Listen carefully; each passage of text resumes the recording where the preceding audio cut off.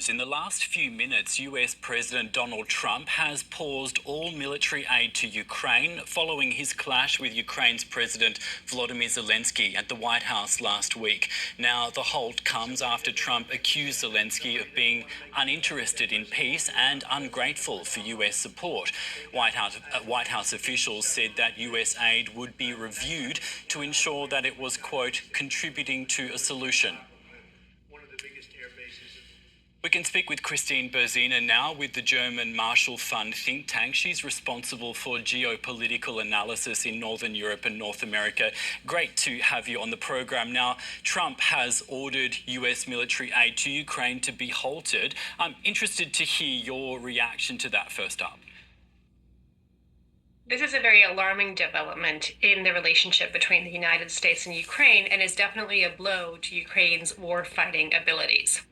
There has been speculation since Friday's hostile meeting between Zelensky and Trump in the Oval Office that there could be dramatic measures that the Trump administration could take in order to pressure Zelensky to get on the same page as the United States.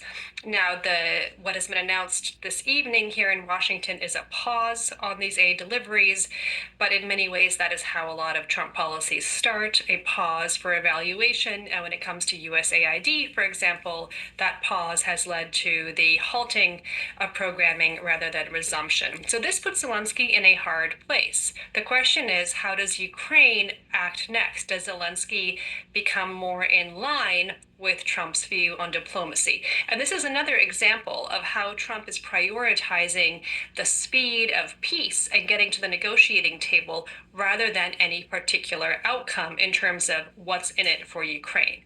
For Trump, the cessation of hostilities is sufficient. I'm sorry to interrupt you. Is this what you mean when you're talking about the pressure that this is meant to put on Volodymyr Zelensky here? Absolutely. So we saw on Friday that Zelensky was not interested in capitulating to Trump on his version of events, on his reading of Putin. He very much was still fighting for the narrative of Russia as the aggressor. Over the weekend at the London summit, there was a continuation of the need to have sufficient military aid so that a stronger position of Ukraine is attained for there to be good negotiations. In some ways, this is the US answer, which is not to put Ukraine in the strongest possible position, but to put Ukraine at a negotiating table.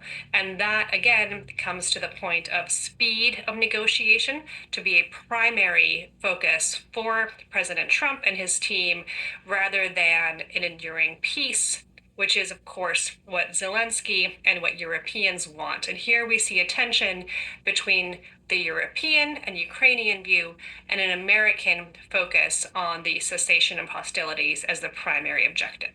Right. Now, Donald Trump seems to be losing his patience with Volodymyr Zelensky. Just keeping in mind everything that you just said, is there any way the US could force Ukraine to sign a deal to end the war that Ukraine doesn't want to sign? It's hard to say exactly how things will continue.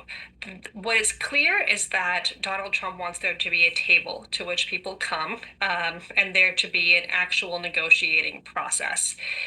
There are things that Zelensky seems to be willing to sign. Since Friday, he has signaled that he would like to return, he would like to sign the minerals deal. There's also progress the Europeans have made on promising peacekeepers, should there be a cessation of hostilities, with a focus on deterrence as well. That is a lot more of what Ukraine wants out of this.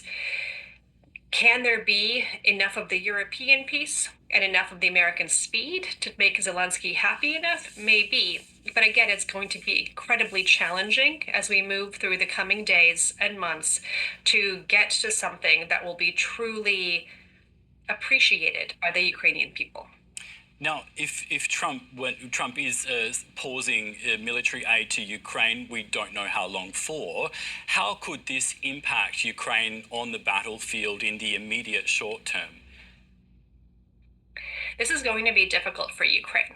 Ukraine has been relying on pre-allocated pre-financed U.S. aid, and that comes in terms of weapons deliveries. The U.S. is not the only aid provider, and the Europeans are very much talking about an additional 20 billion was the question a few days ago, but it could be much more than that in the future of military assistance.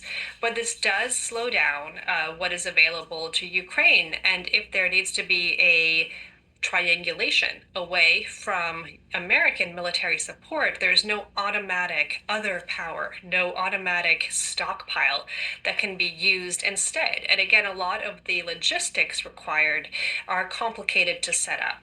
And so it's going to put Ukraine again in a tougher position. What's not clear is whether this pause is short term, medium term.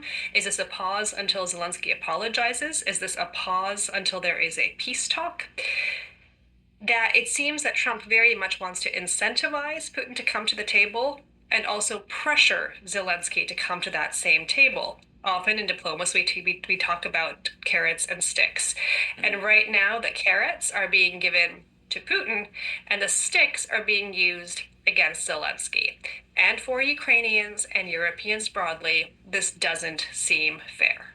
Christine Berzina with the German Marshall Fund speaking to us on this breaking news of the Trump administration pausing military aid to Ukraine. Christina, we really appreciate that. Thank you.